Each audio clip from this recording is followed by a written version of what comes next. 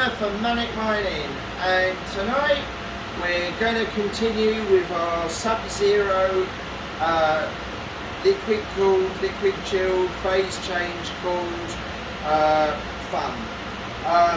First of all, people watched the previous video where we had some problems putting the evaporator onto the core without being able to cool the memory. I know a couple of people had some really good ideas, Hamza and a few other guys, where we could just simply cut a hole in the heatsink. We could put the evaporator through there. The heatsink then would still be connected to the memory, and that would be a great idea, but I couldn't find a Dremel. That would be, you know, hopefully in another video. So tonight what we thought we'd do is some chilled liquid cooling, and to be honest, the phase change stuff, that's just a single PC, maybe set some world records. The chilled liquid cooled solution is a lot more practical because we can do 8 cards in a miner, we can do a water loop, and then we can chill that water down, and that would be quite exciting because that would mean, you know, big, higher overclocks, and that would be mean obviously being able to mine more of whatever coin you choose to mine, because not only would we be cooling the core, also memory as well. So this is kind of where we are at the moment. Do you want to go in there, Bubby Aga? We've put a bucket of water quite simply inside the converted PC with the compressor on there. The evaporator's in there, and that's obviously chilling that water down quite nicely. This is all going to be a bit of a false reading because we've been testing it all night. So obviously we've been running the PC. If we hadn't been that, and there was no heat input or output going in there, that bucket of water would only ever get inevitably colder and colder. And we haven't left that for an hour or 2 hours or 3 hours to see how cold it would get. I mean, we had ice forming around the evaporator. Bubby Aga forgot to bring the antifreeze. If we had antifreeze in there, that wouldn't have iced up. We'll just do a quick check on the water temperature there. So you can see up here we're getting 24, 25. In the bucket we've got 16. And then round here we've got a 1070 NVIDIA 1070. Don't look at that, God. Go on, you have to go and ruin the bloody final, you know, kind of finale.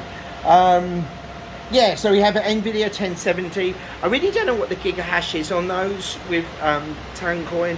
I know they're about 28 or 29 mega hash for Ethereum. We haven't run Ethereum on there. Come back, because I haven't explained the system here. So you stand there.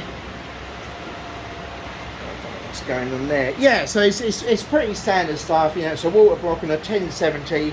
This would typically go into a reservoir. Where is the reservoir, Bubby Aga? Is it all packed away? Right, okay, well that's one biscuit dock from pay for you. Yeah, but generally people know about water cooling. You have a reservoir of water and you have a radiator. It's all pretty pointless, to be honest with you, because the radiator's got fans on there, and you know, it's only going to pull in the ambient room temperatures. Water's a much better conductor of heat than air, but ultimately that radiator, you know, isn't really going to do much for you because you're not putting in any colder air really than what's in the room, and that room is probably going to heat up with the air expelled out of the radiator. So you really need to chill that water down. You need a compressor, you know, like in an AC. You know, you need, you know, a condenser and the rest of it. Can you just turn that back? And then you're going to get all the people. But if you put a PC inside of a mini fridge, you know, that won't work. Well, you know, obviously we can put a mini fridge in there and make it work, because all we'd do is we'd put a bigger compressor underneath, and we'd change the gas in the compressor, like a mixture of R404A and some Manic gas.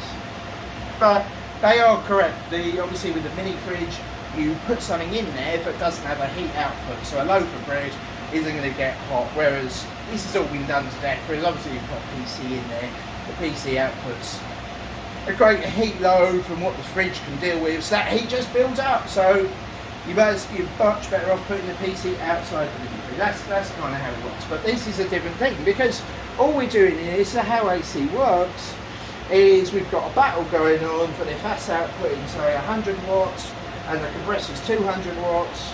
The compressor wins, and that will inevitably get colder and colder, you know, to a point where if we put a big enough compressor on there, we can bring that down to 150. I think the lowest temperature that scientifically possible is minus 234. So you can never go beyond low. I've actually got a very good friend who's a physicist, so he would explain why that is on this planet. But you're looking, we can do minus 150 quite comfortably, but minus 200, that's going to be several $1 million to do that. So we won't be doing it tonight. So yeah, so basically it's pretty straightforward. We don't have a radiator in there, the bucket's the reservoir, and we've got the compressor going in there, the evaporator sitting in there, and that will spin round. And if we didn't have any heat going in there, then that water will eventually start to ice up. That's why you have to put the antifreeze in there, which Bobby forgot. So you can see now it's starting to ice up. So what we now need to do is, as we haven't got any antifreeze, to make sure that, and because the other thing is, you don't want that ice forming, and you know you have to be careful because it's already like, if it gets too cold, we've got a lot of heat going on in the room, that will start to condensate.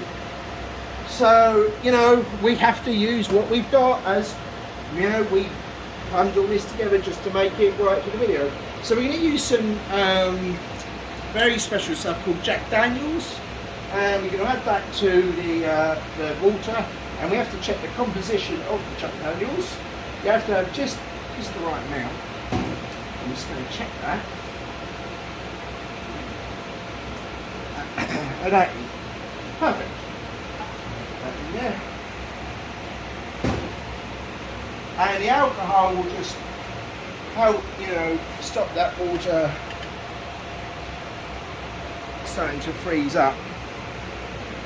So what we'll now do is explain a little bit more what's going on. So if we look at the temperature reading here, and you saw the video last night, typically the evaporator will go to minus 32. But because we've got, you know, a hot, you know, heat load going in there, that's only minus 11.5. That's what I was explaining to Bubby Yeager. So if we look at 11.5, if we now turn the PC on with the card, and this starts to go down to only say minus 10, then we know the card is winning the battle and the compressor's losing it. Quite simple. If we put the card on, and this goes to minus 14, we know the compressor's winning, you know, and that's as simple as that. So we've already tested this, so we know that compressor is going to lose the battle to this card. It was designed for a CPU. Obviously we have another unit with a much, I mean, I don't know what this is, probably about 50 or 60 watts. I have a 200 watt compressor in there, which will win the battle, I'm sure.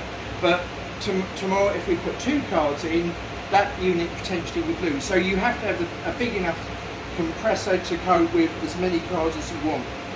So in a future video we'll be building a system with 8 cards, which we will have a big enough compressor on there so that it will win the battle. Too much, so that there'll have to be a temperature adjuster on there, but you never really want it to go below say 10 or 15, because we talked about that. If you start going too low, then things start to condensate. So yeah, it has to be a safe system for everybody to use.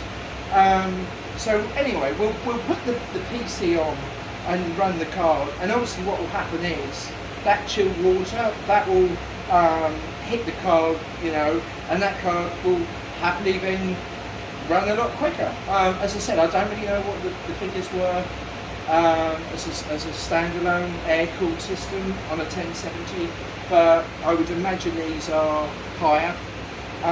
But we'll run it and see. That's what it was. So this is live. So if you want to, don't show that projector screen, have a look on there. So we'll start it up. Has everyone seen the water, how it's going through the card? you want to catch that water in there? Yeah, okay. So everybody knows, do you want to just zoom in on the card there?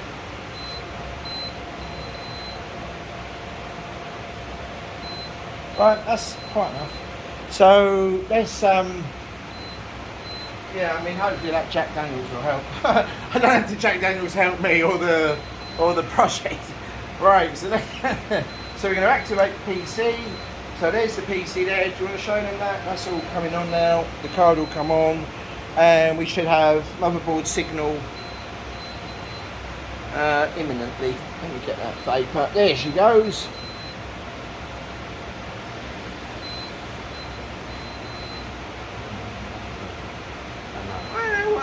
I can't do sign that. I don't know what you want to know. So that will fire up. The battery is run up. Well, on the phone. How much have we got left? Right. Okay. So the battery's running out of the phone, so we're gonna have to be quick. So that's that all starting up, and then if you want to go on there now, look, you can see the card is at 40 degrees. And I would anticipate the card will probably go to about 1.17 gigahash, which would be nice. There you go. So that's 1.17 gigahash on a 1070 at 41 degrees, and that 41 degrees is going to increase, and then that speed will go down because this compressor over here is going to lose the battle. But tomorrow we'll be using a bigger compressor, so we will win the battle, and then you will see sub-zero temperatures. I mean, if I had time tonight, I would turn the PC off. I'd leave the compressor in there. I would get that water down to say, yeah, minus, you know, 1 or 2, and then I can hit it on the card. But we just didn't have time to do it all. I might do that video a bit later on. So in other words, I'm going to turn the PC off. There'll be no heat going into it, and then we'll let it chill right down, ideally with some antifreeze, and then we'll run that card again, and I will briefly get a very, very high overclock. But as the card you know, heats up, it's running quicker, then the vapor chill ain't going to hold it, and it's going to lose inevitably. But that's 1.17. We'll run the experiment again later on when it's all cooled down. So I think that pretty much covers it. A big shout out to Mouldy Zombie. I'm supposed to have said that at the beginning of the video. Sam, you've been amazing. Thank you for all the t-shirts. You're the man. I'll get Pepper to do a shout out to you as well.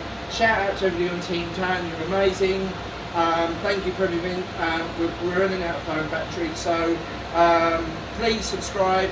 Please, you know, tune in for the next video, and also please, you know, let us know about future ideas you want us to do. I might do a simple minor set for mining tone coin and some exchange, like monetizing tone coin as well. So thanks very much for watching, and please tune in again, and don't forget to subscribe. Bye folks.